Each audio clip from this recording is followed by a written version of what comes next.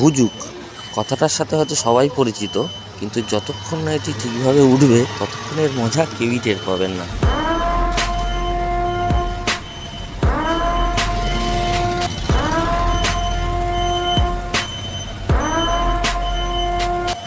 তাই ভোর 3:30-র সময় 4টে বাইকে 60 জনে মিলে বেরিয়ে পড়লাম অজানা উদ্দেশ্যে আর ঠান্ডা উপভোগ করতে।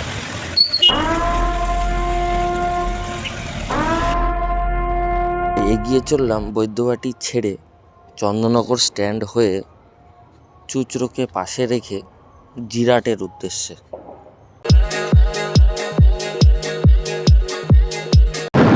হ্যালো গাইস, আমাদের সকালের স্ট্যান্ড চন্দননগর। আমার সঙ্গে আছে আমার বন্ধু দেবরথ আর আমি, আর পিছনে আরও রয়েছে আমাদের বন্ধুরা। তাদেরকে এখনো আসছে সব। এই যে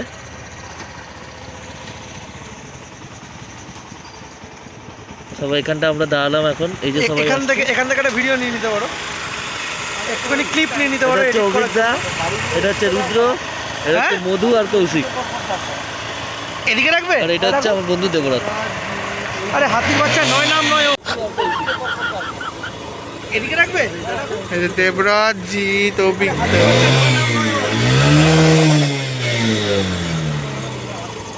আবার না, ভিডিও হচ্ছিল না।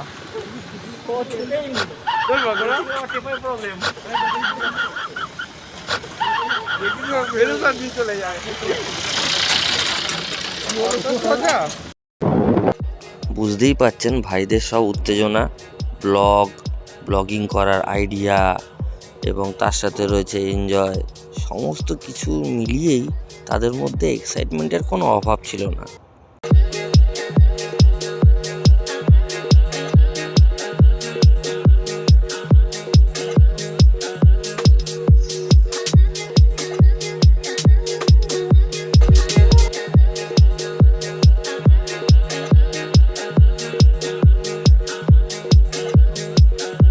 ভোর 5টার দিকে রাস্তার ধারে একটা চায়ের দোকান খোলা পেয়ে সবাই মিলে চা খেয়ে নিলাম। দোকানে চা নিয়ে ওই কথা বলতে হবে না।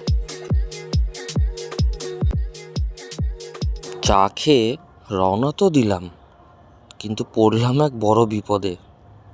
পরে শুনলাম কবরস্থানের মধ্যে দিয়ে আমরা বাঁশবাগানের ভেতর দিয়ে নাকি এগিয়ে চলেছি। এখন যদি আম বাগানের মধ্যে থেকে কেউ একটা উঠি মারে, কোন দিকে? তারপর আবার রাস্তাও হারিয়ে ফেললাম।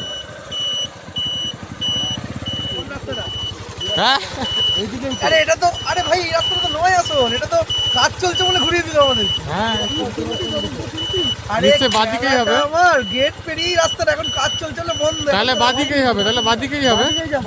চল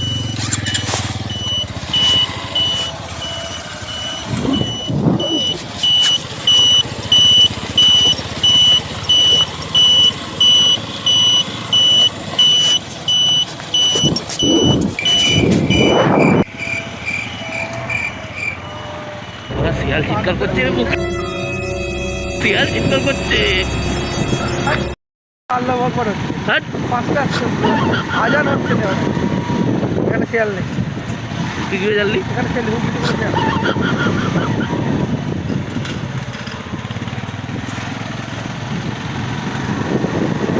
গাড়িটা একবার রাস্তাটা দেখ। জিটা এখন ব্লক করে বলছি গাড়ি যাবো, রাস্তাটা দেখি। আমরা সবাই একসাথে।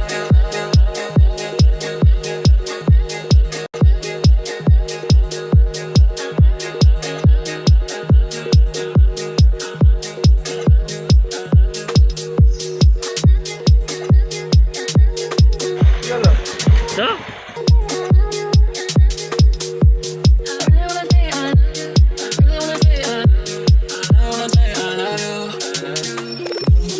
I really wanna say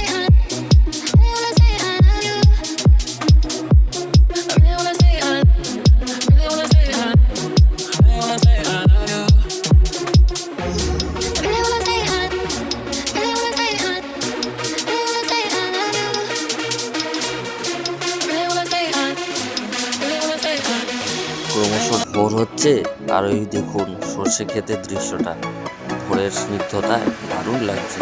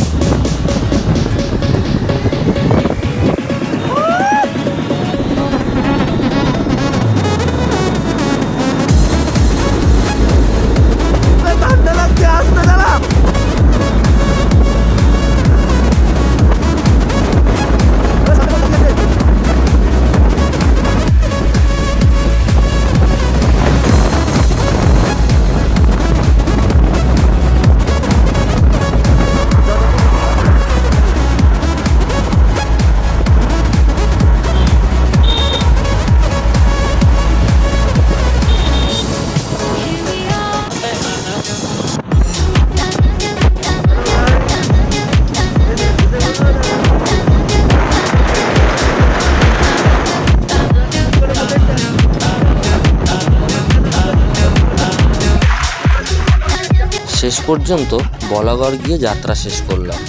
তারপরে কিছু জাস্ট খাওয়া দাওয়া, তারপরে আবার বাড়ি ফিরে আসা। এইরকম হঠাৎ করেই যাত্রা করুন, তাহলেই না মজাটা টের পাবেন।